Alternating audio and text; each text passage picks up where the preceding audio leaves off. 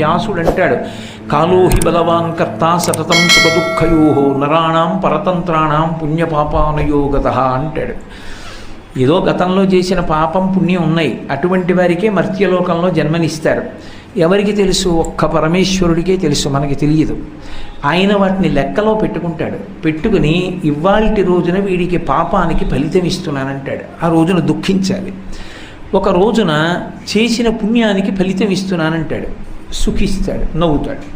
ఓ రోజు ఏడుస్తాడు, ఓ రోజు నవ్వుతాడు. ఒక రోజులోని ఓ గంట నవ్వుతాడు, ఓ గంట ఏడుస్తాడు. ఇది పరమేశ్వరుని యొక్క లీలా విలాసం.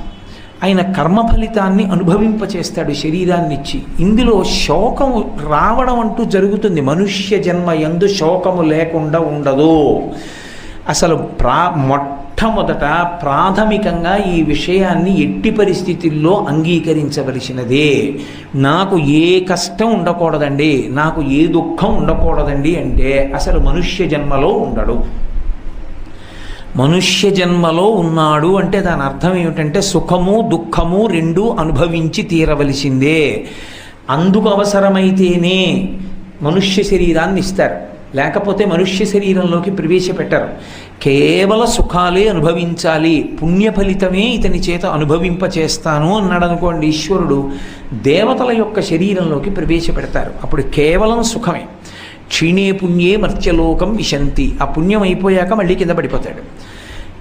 సుఖం దుఃఖం పాపం పుణ్యం రెండూ అనుభవించెయ్యాలంటే మనుష్య శరీరంలోకి వస్తాడు.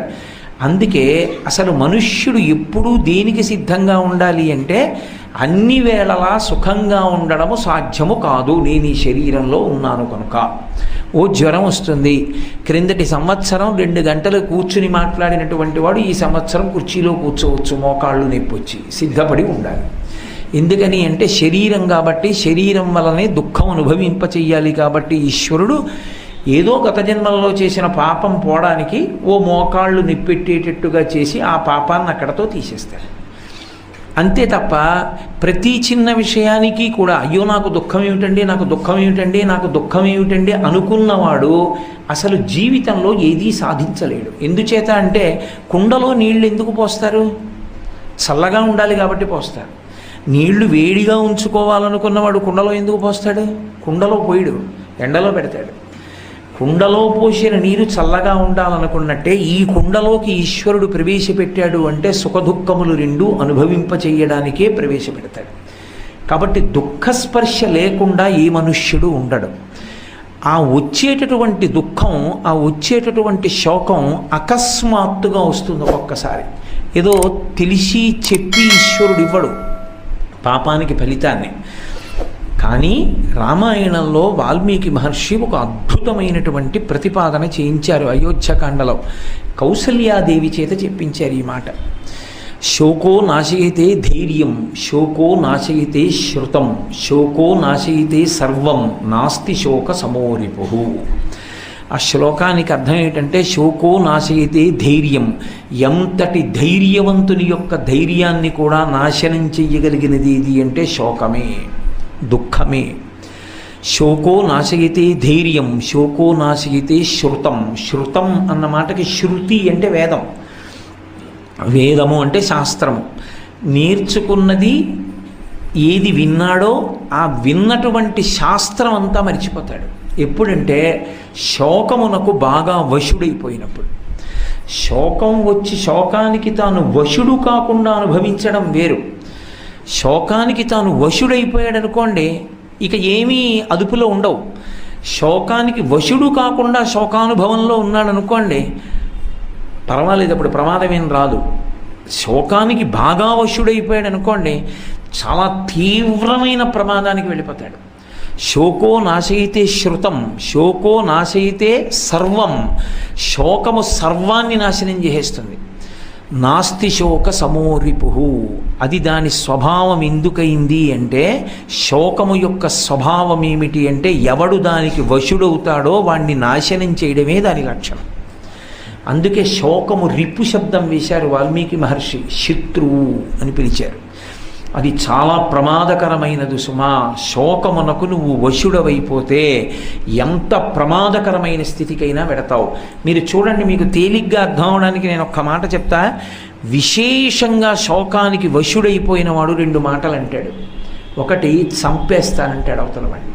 అంటే తన శోకానికి వాడు కారణం అనుకున్నాడు అనుకోండి, వాడిని చంపేస్తానంటాడు.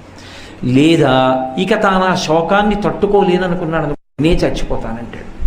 ఈ 2 దూష్యములే. ఈ 2 మాటలు నరజన్మలో అనకూడదు. నేను మీతో ఒక మాట మనవి చేస్తాను.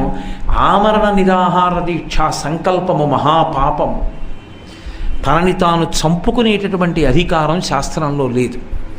ఇది నువ్వు సృజించుకున్నది కాదు, ఈశ్వరుడు సృజించింది. ఇది ఈశ్వరుడు ఎందుకు ఇచ్చాడంటే గత జన్మలలో చేసుకున్న పాపపుణ్యాలు దీనితో అనుభవించేయమని ఇచ్చాడు. అందుకే మహాత్ముల యొక్క వేదాంత ధోరణి వేరుగా ఉంటుంది.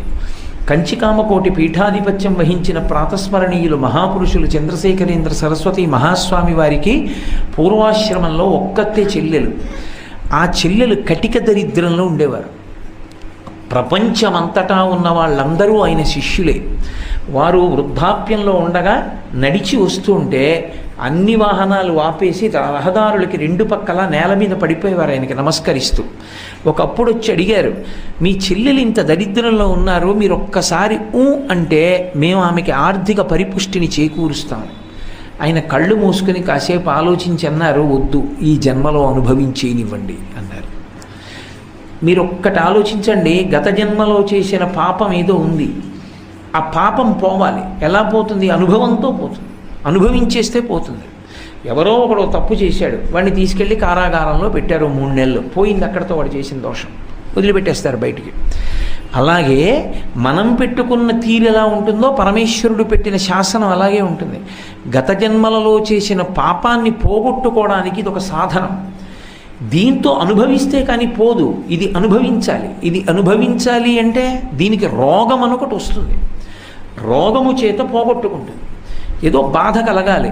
ఎవరో చాలా బాధపడిపోయి వేడిక్కిపోయేటట్టు ప్రవర్తించావు, ఓ 4 రోజులు నీకు జ్వరం వస్తుంది. ఇక్కడ ఇప్పుడు జ్వరం వచ్చింది అంటే ఒకడిని నువ్వు వేడెక్కించిన బాధ ఇప్పుడు పోయింది అని. అందుకే ఎవరికైనా ఏదైనా కష్టం వస్తే అయ్యో పాపం అంటారంటే గతంలో చేసిన పాపం ఇలా పోతోంది అని దాని అర్థం. కాబట్టి పాపం పోవాలన్నా, పుణ్యం యొక్క ఫలితాన్ని అనుభవించాలన్నా ఒక సాధనం ఒకటి ఉండాలి జీవుడికి. ఆ సాధనము శరీరం. అసలు పెద్ద రహస్యం అక్కడుంది. అందుకే లోకంలో ఒక సామెత ఉంటుంది, పాపీ చిరాయు సుకృతి గతాయు అని. పాపీ చిరాయు, చాలా కాలం బ్రతికినటువంటి వాడు పాపిష్ఠ అని. అంటే దాని అర్థం దీర్ఘాయుష్మంతులందరూ పాపిష్టి వాళ్ళేనా? కాదు. అలా కాదు అర్థం చేసుకోవలసిందే. పాపాన్ని అనుభవింప చెయ్యాలి అనుకుంటే ఈశ్వరుడు శరీరాన్ని ఉంచాలి.